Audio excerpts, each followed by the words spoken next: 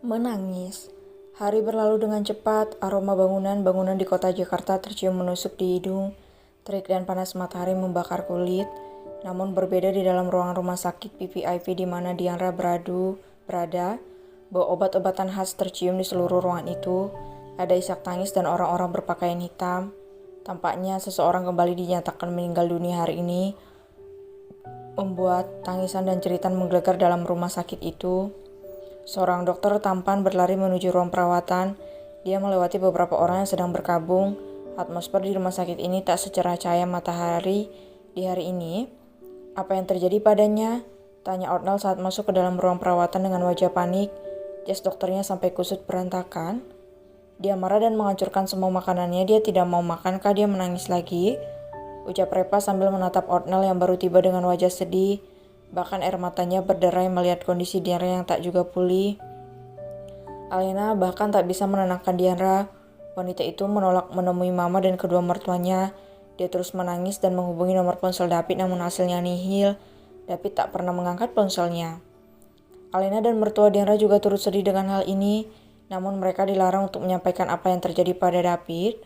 Sebab tanpa diberitahu saja Diandra sudah histeris dan stres seperti saat ini. Bagaimana jadinya? Kalau Diandra tahu kalau David mengalami kecelakaan itu, tentu keadaan akan makan kacau. Diandra, panggil Otnal dengan lembut sambil membawa semangkuk bubur untuk Diandra. Kak, Hicks, Kak David di mana? Wah, dia kangen Kak David, ucap Diandra yang duduk di atas kasurnya dengan wajah sembab. Sabar ya, sebentar lagi David pasti pulang, ucap Otnal berusaha menenangkan Diandra. Dia duduk di atas ranjang di sebelah Diandra. Hicks, kakak selalu bilang seperti itu. Tapi sudah 5 hari Kak David gak pulang juga. Ponselnya juga gak diangkat. Setidaknya kalau gak pulang dia jawab telepon Diandra. Kak Pasko dan Kak Jual juga sama, ucapnya sambil menangis. Dian, mungkin David kehilangan ponselnya atau sedang sangat sibuk. Kamu yang sabar ya, kalau begini terus kamu dan kandunganmu bisa bahaya, ucap Arnal. Anakku baik-baik saja, jawab Diandra. Kamu harus makan, mana bisa kamu bilang kalau anakmu baik-baik saja padahal makan sesendok pun kau tidak. Sudah 5 hari kau seperti ini. Jangan melakukan sesuatu yang membuatmu menyesal di kemudian hari, Diandra, ucap Otnal dengan penuh penekanan. Aku tidak mau, Hicks, aku mau suamiku dan Kak Bella, kenapa mereka tidak datang juga? Teriak Diandra. Otnal benar-benar kesal dengan sifat keras kepala wanita itu. Perang? Kali ini sudah habis kesabaran Otnal menghadapi Diandra yang tidak mau makan dan terus-menerus menangis.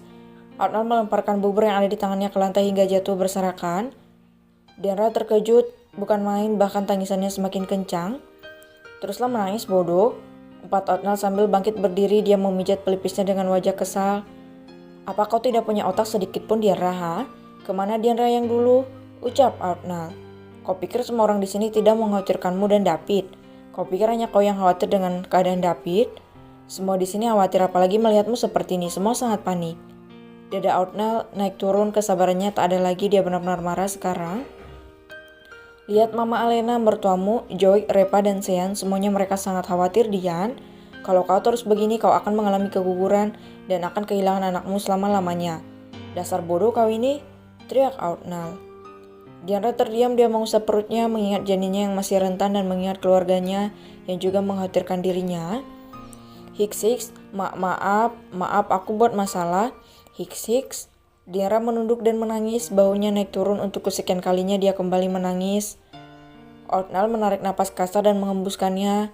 Sungguh berat menghadapi wanita di depannya itu. Dokter muda itu kembali duduk di atas bed rest Diandra. Dia memegang bahu wanita itu sambil menatap Diandra dengan lembut. Diandra, kamu makan ya, please nurut sama kakak. Hari ini kakakmu Bella akan tiba, David masih ada urusan di sana. Dia akan menghubungimu, kamu makan ya, tenangkan dirimu demi anak kamu, ucap Otnal menguatkan Diandra. Wanita itu mengangguk pelan sambil menghapus air matanya. Aku harus kuat, Kak David pasti baik-baik saja. Itu hanya firasatku saja.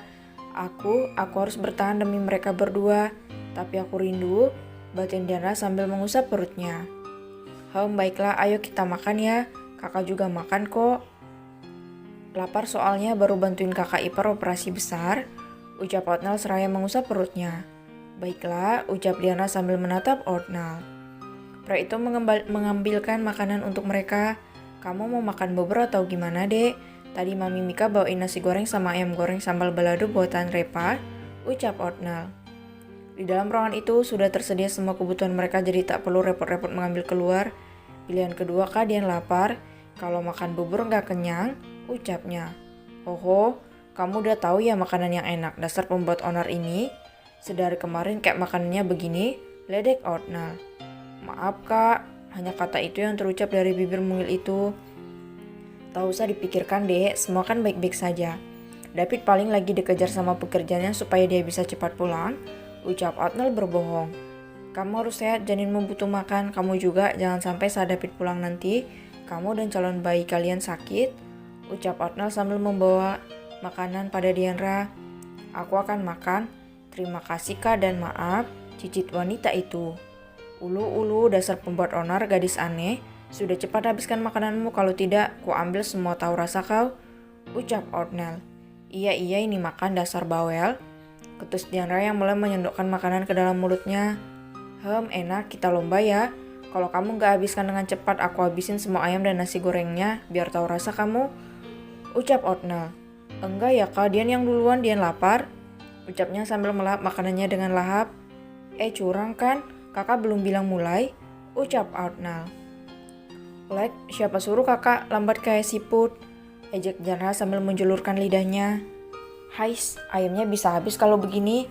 Otnal terus memancing Diandra agar dia makan yang banyak. Semua yang mereka lakukan tak luput dari perhatian Nyonya Alena, Mika, dan Aiden. Mereka setidaknya bisa bernapas lega setelah melihat Diandra makan dengan lahap seperti saat ini. Kenapa Dian hanya menurut pada Otnal, Joel, Pasco, dan David ya? Tiba-tiba Aiden berbicara membuat kedua wanita itu menoleh. Karena mereka keluarga pertama bagi Diandra yang menemaninya di saat paling menyedihkan di dalam hidupnya. Mereka punya ikatan yang sangat kuat, ucap Alena. Ya, Alena benar sayang. Diandra hanya nyaman bersama mereka berempat. Mereka sudah saling melengkapi, tambah Mika. Ya benar, balas Aiden. Kau sudah melihatnya kan nak? Cepat pulang, istrimu bisa depresi jika kau berlama-lama di sana. Dasar anak tengil. Kalau kau telah datang, akan kupelintir kepalamu itu bodoh. Umpat Aiden sambil berbicara dengan seseorang di ponselnya.